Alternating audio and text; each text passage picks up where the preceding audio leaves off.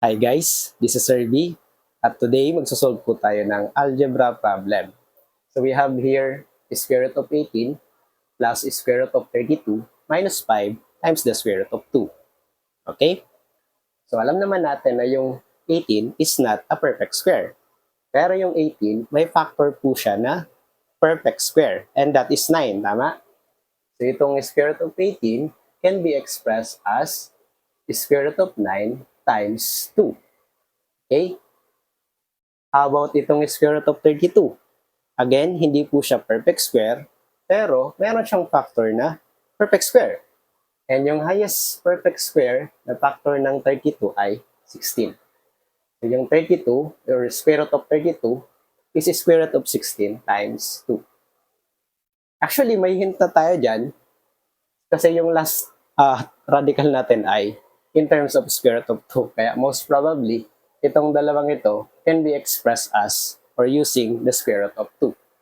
So, minus 5 square root of 2.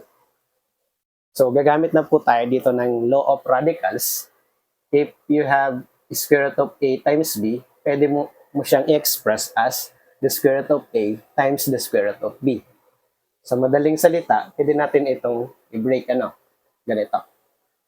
So, gagawin natin siyang square root of 9 times square root of 2 plus square root of 16 times square root of 2 minus 5 square root of 2.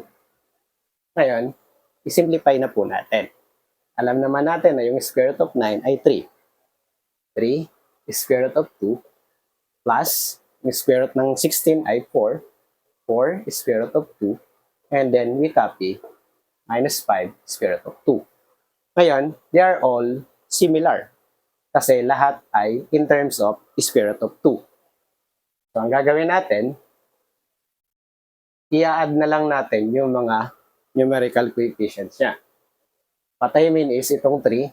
3 plus 4 minus 5 and then we copy the square root of 2. So, adding, we have 3 plus 4, 7 minus 5 is equal to 2. So, the final answer is 2 square root of 2. Okay.